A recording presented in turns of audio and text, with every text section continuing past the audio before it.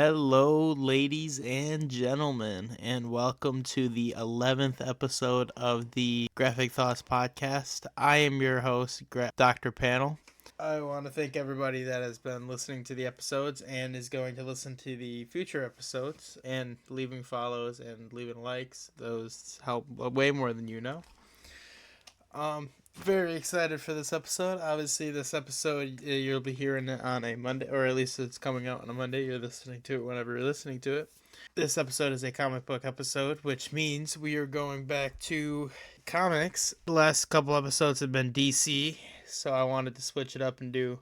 Originally, I was actually going to do a Image comic storyline from the early years of Image Comics, but I could not find all the issues of it to reread it, so I have to go back and try to find all those comics before I can do that. But we'll get there. But today's episode is about the Spider-Man story, Kraven's Last Hunt. It is a 6-issue story that spans 3 different Spider-Man series that are going on at the time, or at that time. I've always really liked this story. I've always liked this comic. It's one of the most famous Spider-Man comics of all time. I have a little surprise for the end of the episode, or the end of this book, that we'll get to later. But I'm very, very, very excited for this story. Alrighty, let's get right into it.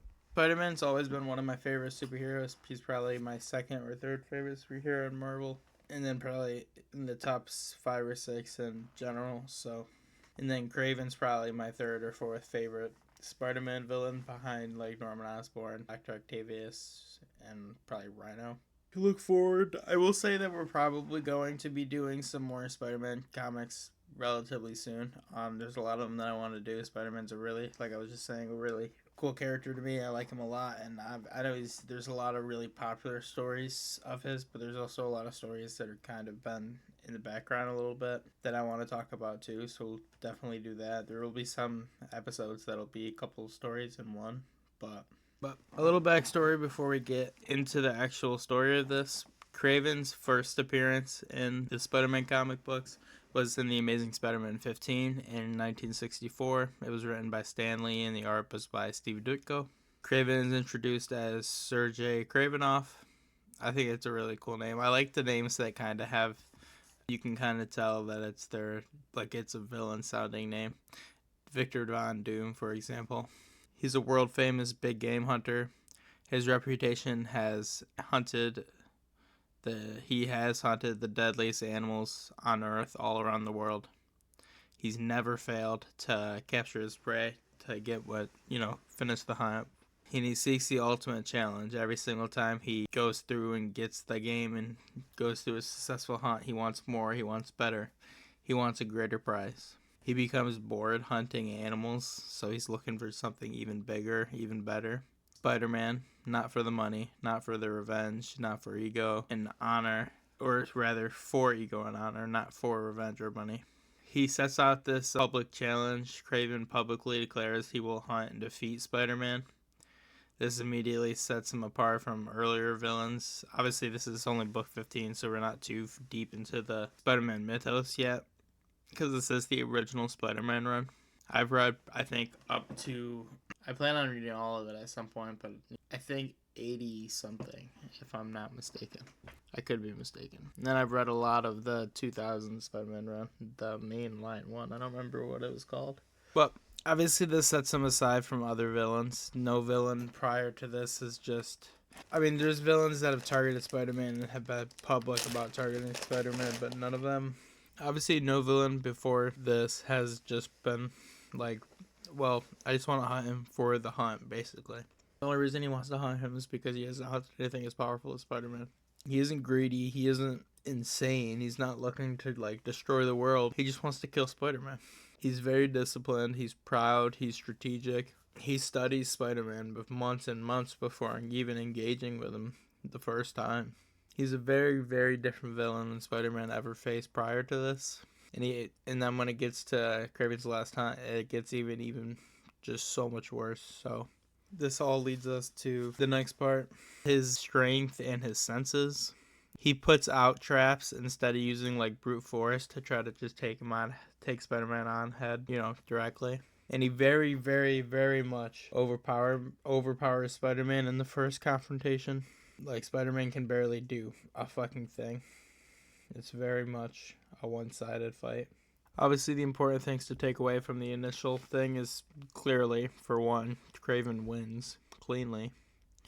And then this establishes him as a psychological and tactical threat, and he's very much more superior at first, rather than, again, just being like the rest of the villains that Spider-Man has come across up to this point, which have been very much just driven on like anger and or greed, trying to get money or something.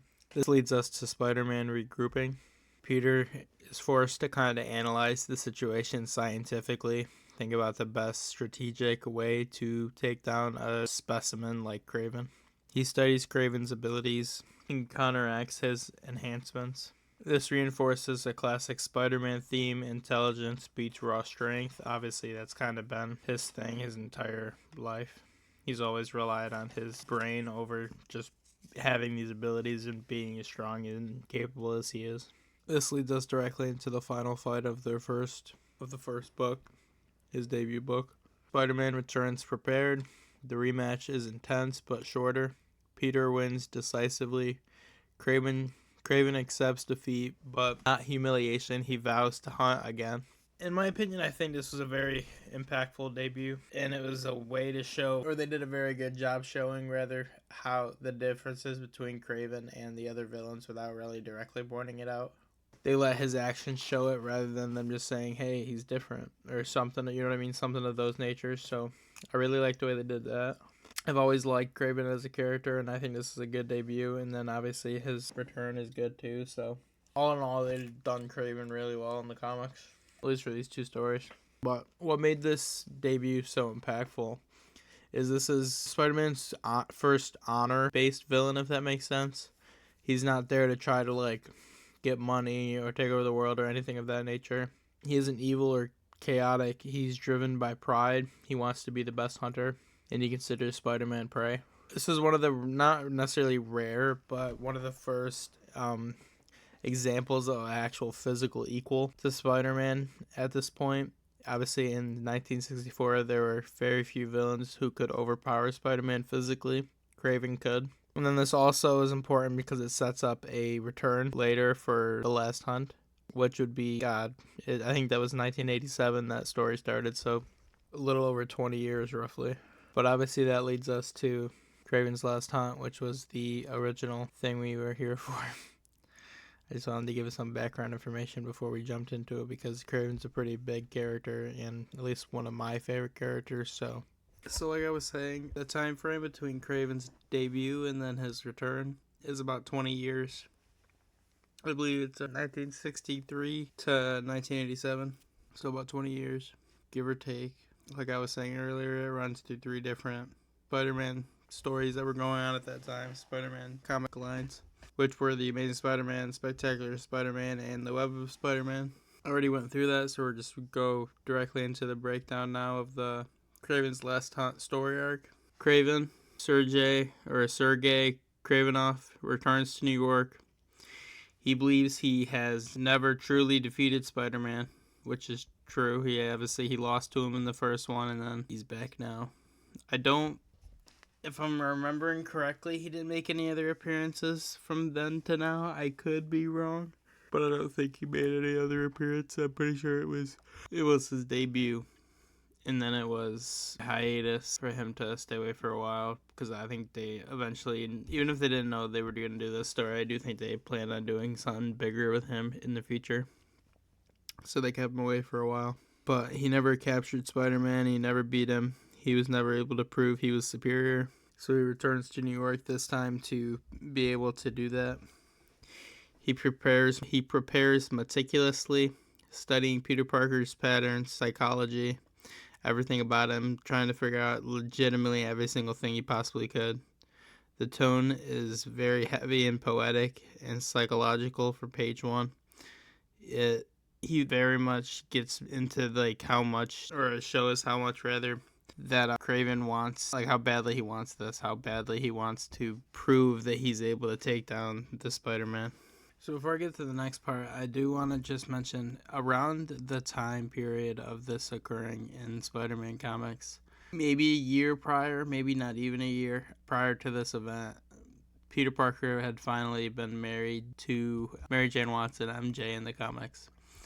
So the events of this story were very impactful, for one, because we've been growing and everything with this character, but they're even more impactful now because he has a family. It's not just a girl he has feelings for or anything like that. It's his wife, it's the family he's trying to build, it's everything that you lose from the events of the story. So it's such a fucking good story. But I did want to point that out because I think that's an important thing to keep in mind going into this story, is what was going on in the Spider-Man comics around this time. Obviously, especially with the time jump from the original debut of Craven to now. Since I just talked all through that book, it might be a confusing timeline, so I did want to make sure we knew where it was going on and what was happening in the books around this time period that led to this book. After a long time of Craven watching and studying and keeping an eye on Peter, Craven ambushes Spider-Man in the rain. He shoots Spider-Man with a tranquilizer dart that's powerful enough to stop his heart. Spider-Man collapses, and Craven buries him alive. This isn't symbolic. He legitimately puts Peter Parker in a coffin and buries him under the ground while he's still alive. He's just tranquilized. This moment absolutely redefines Craven's character. Before, it was very much just wanting to prove he's better kind of thing. He literally just tranquilized this man and buried him alive. This isn't about just wanting to prove he's better anymore. He was humiliated and embarrassed by the defeat and came back to ruin this man's life, as we just witnessed. He's terrifyingly serious now and terrifyingly evil. Directly after the events of him burying Peter Parker, instead of celebrating, Craven does something that I don't even think, if you've never read this story going into this, you would not think this is where the story is going. He puts on Spider-Man's costume, and for 2 weeks, directly following the events of him burying him, he operates as Spider-Man. His version's obviously very much more brutal. He beats criminals savagely. He hunts like a predator, because obviously he already has the experience of doing that, being Craven. He uses fear, not responsibility. He very much puts the fear of him in everyone. He wants to prove that he can be Spider-Man and do it better than Peter Parker ever did, which would be the ultimate proof that he was better than Spider-Man, even though Spider-Man did beat them in their original encounter. It's like the ultimate defeat, basically, for Spider-Man. I should have mentioned this earlier, but the villain Vermin, he's not a very big Superman villain, but he is very big to the plot of this story. And this will be the first time he appears in this story. Vermin is another one that made his debut back in the early comics, I think. Actually, that one wasn't too early. I think I have to find it in my notes here. I think it was, if I have to just remember off the top of my head, 1983 or 4. So 3-4 years before this book. So it wasn't very early, but he's a pretty established villain at this point. He's a bit different from other Spider-Man villains because he isn't just a superhero, a super villain in a costume or anything of that nature, or someone trying to get revenge. He's kind of just somebody who's just broken and traumatized himself. He survived he's living in a world that he doesn't want to live in, and he doesn't want to live the way he is. He speaks in broken language. He moves like an animal. He commands and communicates with rats. That is his superpower. But I just wanted to give a little bit of a backstory on him because he's relatively a decent sized part of this. But villain Vermin becomes central to this story. Like I was just saying, Vermin is animalistic. He's broken. He lives in the sewers, a mirror of primal survival. Craven hunts and captures Vermin very, very, very easily. Obviously, Vermin doesn't really have much on someone like Craven. He demonstrates he can defeat foes Spider-Man struggles with, but he does it without mercy. I don't necessarily think it was much. It was specifically that Spider-Man struggled with him. Spider-Man struggles with certain situations like this, not because he can't take the superhero or the supervillain down, but because he wants to try to help him rather than hurt him a lot of the time. And that's a lot of superheroes.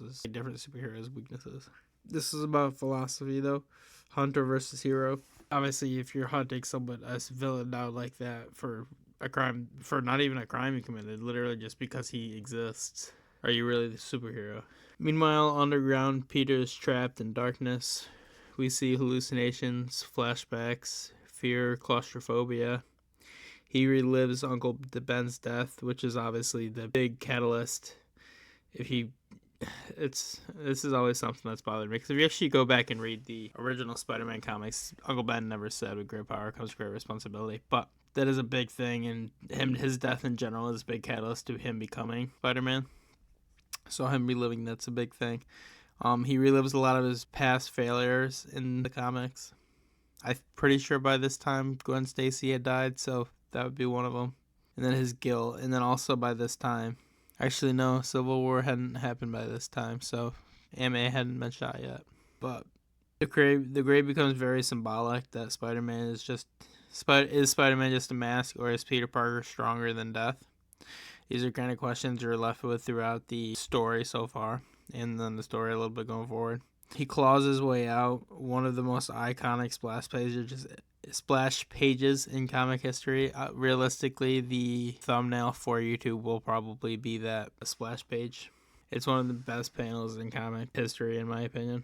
And I do think they kind of mirror, at least him rising from his grave, in a similar way in the original Spideyverse or Spider-Verse, whatever it was called, with Peter, I think is Peter B. Parker or whatever his name is, rising from the grave. That made me think of that, even though it's very much different, and they're very much different characters and very much different stories. But Spider-Man confronts Kraven after rising from the grave, but he doesn't immediately fight him. Kraven calmly explains he defeated him, he replaced him, he proved superiority. He presents Vermin as proof. Kraven believes his life's purpose is fulfilled. He has won. He doesn't have any reason to fight Spider-Man anymore. Instead of killing Spider-Man, Kraven releases Vermin. He wants Spider-Man to face the beast again. Spider-Man wins, but not through brutality, through compassion. He defeats Vermin while protecting him from further harm. This is very much not just a superhero thing to do, but a Spider-Man thing to do. That's the one I really good things I think the MCU did with the third Tom Holland Spider-Man movie. Him wanting to make sure he cured and helped all the villains before just sending them back to their deaths, basically. That's always been a core element to Spider-Man's character, no matter what, no matter the villain, no matter what they did or what they did to him or what they did to anybody. If he can help them, he will help them also, because he will help literally anybody he can. And that's always been a really big thing for Spider-Man, and it's always been a really big thing for superheroes in general, so I think that's an important thing to kind of keep in mind here. And it's a really cool thing for them to show here, especially after him just being buried. Like, he's definitely shouldn't be as, able to do what he's doing, but he's still going out of his way to protect this man, this villain. But that is the big difference between Kraven and Spider-Man. Kraven conquers and Spider-Man saves. This leads to basically the end of the book. Having proven himself superior, in his mind at least, Kraven calmly returns home. He puts on a ceremonial clothing and takes his own life with a rifle. This is one of, if not, at least one of the only ones I've read, if not the only one, where the villain achieved his goal, and then at least the goal he set out to do. Whether or not you would agree or think that it's completed and that he should actually just be done now and not have a final altercation or final fight with Spider-Man.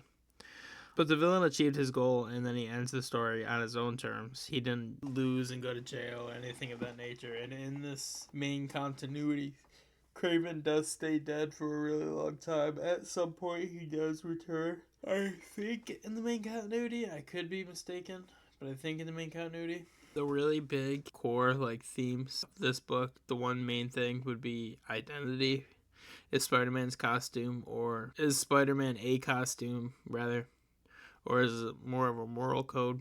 Just because Kraven was able to put on the mantle and call himself and act as Spider-Man, was he Spider-Man? It's kind of the question. Craven could copy the suit, but could he copy the soul of the hero he was trying to portray? And then very much Predator versus Protector. Craven hunts to dominate. He hunts to prove to himself that he is the best and the superior one. Spider-Man fights to protect. He's always been the guy to fight to protect. That is his character. So the moral difference and that defines each one of them is very much shown here.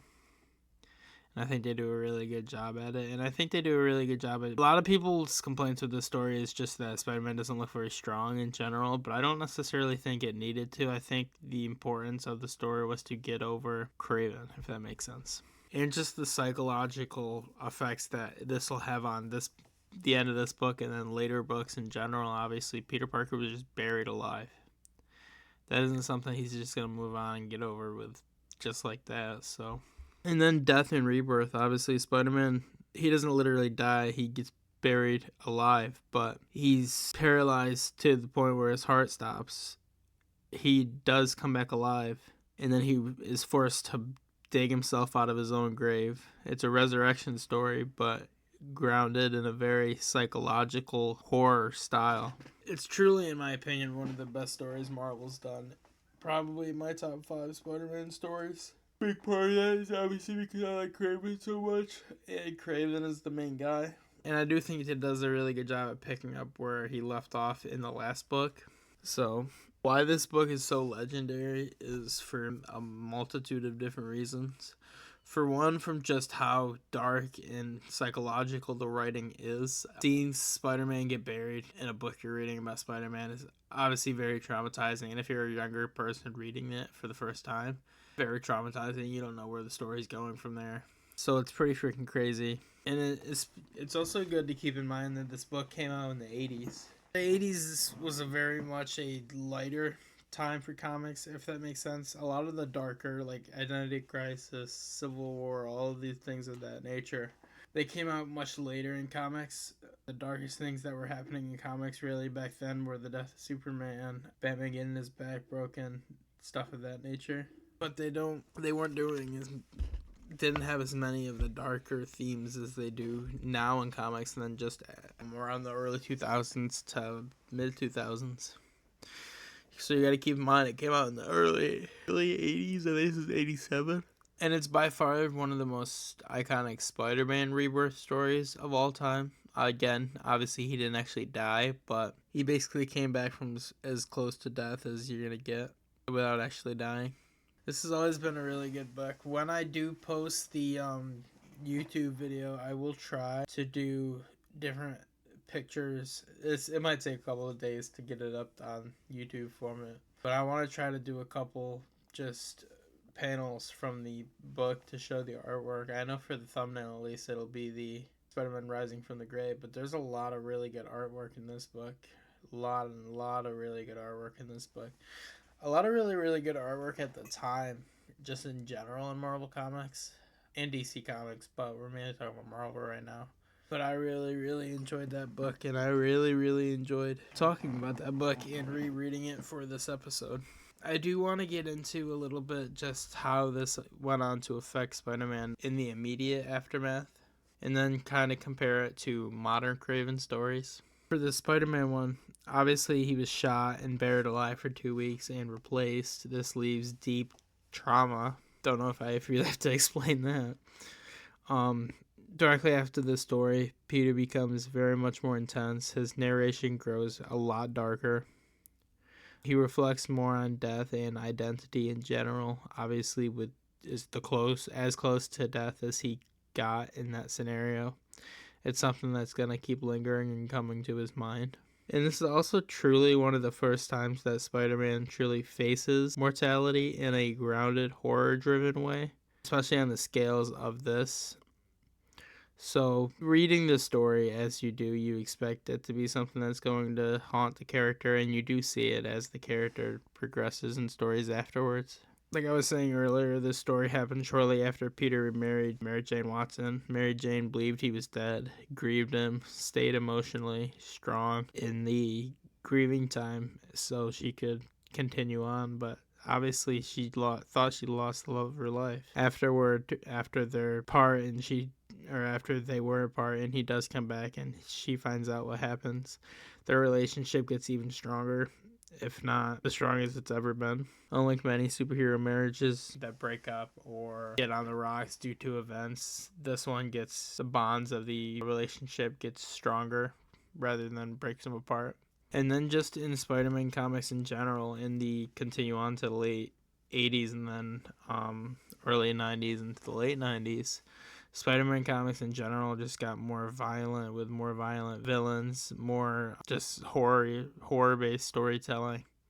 So all stuff of that nature, a lot less Silver Age themes and humor, if that makes sense. And this storyline very much opened that door to more sustainable, mature, serious arcs to kind of lead the way down through Marvel. And then Kraven's death.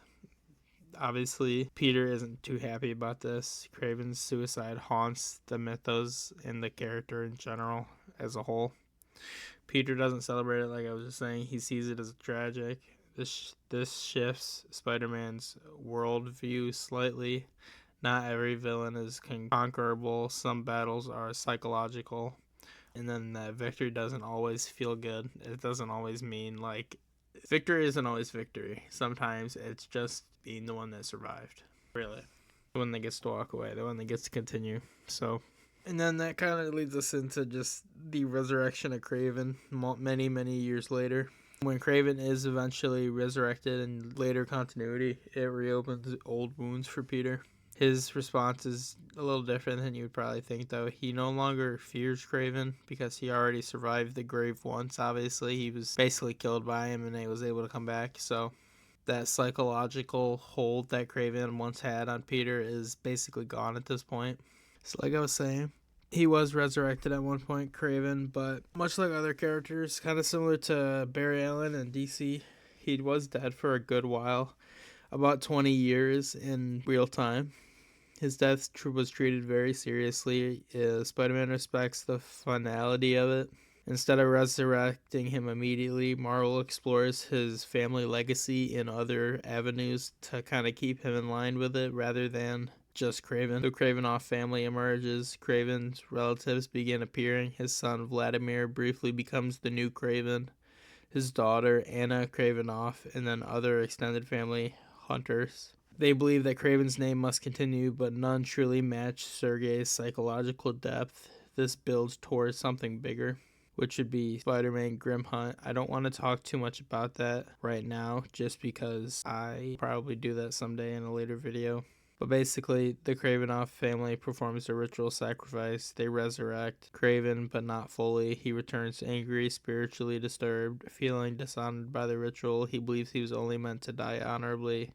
This resurrection twists his philosophy. Kraven vs. Kane.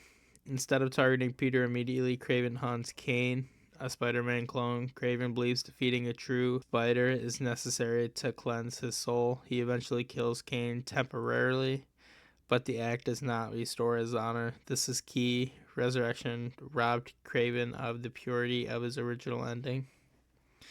I think this is really big because the way they do it, Kraven is not happy about being resurrected. And it's cool that it is the same Kraven. It isn't just like a rebirth of the character or just another Earth character or something of that nature. And then for those who don't know, Kane is literally just a Spider-Man clone. He's like Ben Reilly, but not as famous. Kraven begins testing Spider-Man indirectly. He becomes less about obsession and more about philosophy. What is strength? What is worth? Who deserves to survive? His tone shifts from tragic to predatory again, but colder. And then in 2019, we get the comic arc Hunted. I also don't want to talk too much about this, just because we might do this one also in a future video, a video is fine. But this is a pretty big major modern storyline for Kraven. Kraven kidnaps animal-themed villains, Lizard, Rhino, Vulture, and others of that nature. He traps them in Central Park for a literal hunting game, but the twist, he wants Spider-Man to become ruthless. He tries to push Peter into killing him. He believes only by embracing the Predator can Spider-Man evolve and become his best form or his true form. Obviously, Peter refuses again. Kraven ultimately orchestrates his own death once more, but this time as part of a larger philosophical statement about legacy. This leads us to Clone Kraven, which is the current status of Marvel Comics. After Hunted, a younger clone version of Kraven emerges. This version is less burdened by the past trauma, is more strategic, operates with modern clarity. It's Marvel's way of keeping Kraven active without undoing the emotional weight of Last Hunt. Which I do think, I mean, obviously, that's kind of one of those things. It's a good thing or a bad thing. If you're really big into the original character, you may not like that there's still a character with the name of them kind of going on because of how good Last Hunt was. But I, at the end of the day, don't think it's necessarily a bad thing. But it's basically all for the Kraven's Last Hunt story. Like I was saying, it's pretty cool. I like how they continued Kraven afterwards. I like how they showed the trauma and effects of everything on Spider-Man afterwards in general. I thought all of that was cool. But I did say earlier I had a surprise for you guys if you get all the way to this point of the episode, and that surprise is another Spider-Man story. This one is a bit shorter, so I didn't think I could do it in its one episode. After thinking about it, I might have been able to kind of stretch it to one episode just because it's a bit of a controversial one. So it's a bit of a controversial one, so I could have talked about the controversy for a while, and I will get to the controversy when I get through the end of this breakdown. But the mystery and surprise episode, I know technically the beginning of this one was a surprise in general, but this one won't be in the title, so this is going to be a surprise to the surprise. The surprise episode for this week is Spider-Man One More Day. This is one of the most controversial Spider-Man stories to ever be written. This directly follows Civil War and permanently alters Spider-Man continuity as a whole. It was written by I might fuck this up, Michael Straczynski, and then the art was by Joe Quesada. Definitely fucked that up. Quesada. I'm going to tell you right off the bat, this is not a Spider-Man story I like. I am on a lot of the people's side that don't like it also with their controversy of it. But it is a pretty interesting one, and it is an important one, so I figured we might as well do it. And it's relatively shorter, so I don't think we could fit it into its own episode. Unless I just wanted to do half an episode of controversy like Civil War 2. So I figured I'd just throw it on the edge of this for a little bit of a surprise, and for the people that are gonna want to listen to this breakdown, they can, but for the people that don't, they can just shut it off after the main video is over. So the first about 35 minutes, give or take, is the main video, and then the rest of it will be this breakdown. So a little backstory before we get too deep into it. Obviously, if you remember Civil War, Peter Parker revealed his identity, and an assassin ended up shooting Aunt May because the Kingpin hired him. She's critically wounded. This sets up everything in motion for this story. May is dying. Peter blames himself, blames the identity reveal, blames Kingpin. He hunts down Kingpin in prison and brutally beats him. But violence doesn't fix anything. May is still dying. And no one really seems to be able to save her. Peter tries everything. Reed Richards, Doctor Strange, Tony Stark. No science, no magic, no super genius solution seems to be working. He's basically tried legitimately every single option he possibly can, and nothing is even remotely coming up with anything good. This is super important. For one, Spider-Man can't science his way out of the problem that he has. He's powerless, even with his Spider-Man powers, even with his large brain and scientific knowledge. He can't really do anything. This leads directly into the entry of Mephisto, which, contrary to popular belief, is not the devil in the comics. He is a devil he is a demon who convinces people that he is the devil. He wants people to believe that he is the devil, but he is not actually the devil in the comics. That is a misconception that he started and tries to spread. But Mephisto offers a deal. He will save Aunt May's life, but in exchange, he wants Peter and Mary Jane's marriage erased from existence. Not divorced, not annulled, not breaking up, erased. No one will remember they were ever married. Their love story never happened. Obviously, if you're just hearing that now, you will completely understand why people did not fuck with this story. Not only with the marriage, but we have literally watched these characters fall in love for years and years and years, and now we're just gonna snap it away, basically. Because logically, you're thinking Spider-Man's going to, even just hearing that at first, it's to save Aunt May. I mean, realistically, you could always fall in love with Mary Jane again, as much as it's gonna suck, but Aunt May can't be alive again, unless he does this. So, the debate, this is obviously very emotional. Peter and Mary Jane Watson struggle with the decision. The key conflict is save May, Peter's guilt-driven need. Preserve their marriage is their shared kind of, they both want this, obviously, but like, what the fuck? And then Mary Jane seems to realize something that Peter didn't at first. He will never forgive himself if May ends up dying, because the shot was meant for him and he moved out of the way of it with his spider senses. He's never going to be able to forgive himself for her dying because of that. So she makes the sacrifice and they agree to the deal. They have one more night to be together and be them. Following that, Mephisto snaps reality. Aunt May's back alive, but like the deal suggested, Peter and MJ were never married. Their relationship is reverted to dating history. Peter's identity is secret again. Continuity entirely is reset. This leads directly into Brand New Day. The themes of the story are very much responsibility versus happiness. Peter chooses the responsibility, again, even over the cost of personal joy, obviously, his love and life with Mary Jane. The story runs entirely on guilt. If Peter never revealed his identity, May wouldn't have been shot. He sacrifices his future to undo his mistake in the past. And then it also is a big thing, it's just the cost of being Spider-Man. This arc argues Peter Parker can't have everything. When happiness and responsibility conflict, responsibility wins. He always will choose responsibility over anything, even the price of love. Why is this book so controversial? I think just hearing the events of the book, you'll know why, but many fans hated it because it erased years of character development for Mary Jane and Peter Parker. It used a devil deal instead of organic storytelling to kind of get them apart or set a seed for a reason for them to be apart. And it very much felt to some people and to me like a forced editorial reset so they could get Peter Parker's identity back behind so they could do some sort of thing with them getting married again or something of that nature.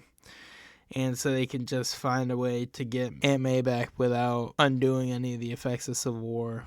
Like, pretending they didn't happen like that, you know what I mean? Like, still, with them still happening, but something happening to change the effects of it. But thematically, it's really about Peter choosing duty and like the power and the responsibility over love again. It's a very common thing for him throughout the book, so it's not necessarily a new thing for him. It's just the way they did it a lot of people didn't like. And then just to kind of compare these stories to each other, Kraven's Last Hunt is very much about death and rebirth. And then One More Day is very much about sacrifice and the loss and the repercussions of that identity that you lose. We'll probably do an episode at some point on Brand New Day. It won't be in today's episode. Although, now that I'm thinking about it, it wouldn't have been a bad idea to do Brand New Day and One More Day together. It wouldn't have been the longest episode. But that's basically all for this. Obviously, it was very controversial. People didn't like that. They just basically undid all the storytelling for these characters. I'm on that side of people. I wasn't a big fan of it, and it also felt like they undid a lot of the stuff from Civil War just so they could undo it rather than a reason to undo it, other than people didn't like it. But I always really enjoyed Spider-Man's or Kraven's Last Hunt. That is a really good story, and I'm really glad we were able to do it for this episode. I'm really glad for everybody who's listening to this episode, and I will generally ask everyone who is and does to leave a follow and a like on this episode. It helps more than you know. I know I said this in the beginning, and I'm going to keep saying it in the beginning and the end of every episode. Gotta get that promotion out. That we're up on YouTube now. This episode will be up 2 days after it goes up on Spotify, but the rest of the episode's up all the way up to episode 10 from episode 4. The first 3 episodes aren't up there. They might be up there eventually at some point, but not for a very long time. I already explained why in a previous episode, but yep, that is basically all for this episode. I appreciate everybody who has been listening. But yeah, I really enjoyed that. Craven's always been one of my favorite Spider-Man villains, and I genuinely think he's one of the ones, mainly because he hasn't had as many times being around and being in comics as other ones, that he has been able to have one like really long continuity of a story and not be fucked up. It makes sense from the beginning to end. And I think they did a really good job with that, and I think it's a really interesting story as that. It's not just a boring old story that no one really wants to hear. Like, I could read about Kraven and just the lore about him and behind him for hours and hours and hours. So I always thought that was really cool. But that is definitely all for this episode. I think I was already saying it, but Friday's episode is going to be My Hero Academia, the first 3 books of that, and then it's going to be another surprise for the following Monday for the comic book episode. I don't want to spoil anything about that, but I will say it's already planned out and already has a lot of it recorded. I've been really hyped about that. We do have a bonus episode coming up. I'm not sure when it'll be out, but will be out in the middle of one of these weeks here coming up. It's just a topic that I've always wanted to do, and I've been really excited to do, so I figured let's get it recorded and just drop it whenever. We were going to do it for our first milestone or something of that nature, but hell, to me, 10 episodes is a milestone, so we'll probably drop it shortly after this one drops the next couple days. It's not going to be taking place of a normal episode. It's going to be probably out on like Tuesday or Wednesday. It'll be 3 episodes 1 week, but it will be on all over 100 live action Tarzan movies. Mainly because I just think Tarzan's a really cool character, and then also because I just think it's fucking insanity that there's that many of them. So we're going to talk about all of them, break them down, and maybe even rank them from my favorite to my least favorite. So keep an eye on that. That'll be out either next week or at most 4 weeks from now, but at least next week. That'll be all for this episode. Go leave a like and a subscription, a follow, whatever it is on here. Go subscribe on YouTube. Go to my Instagram, Facebook. I think we got a TikTok too. Go like and a follow on there. And I hope everybody has a very good night. Dr. Panel out.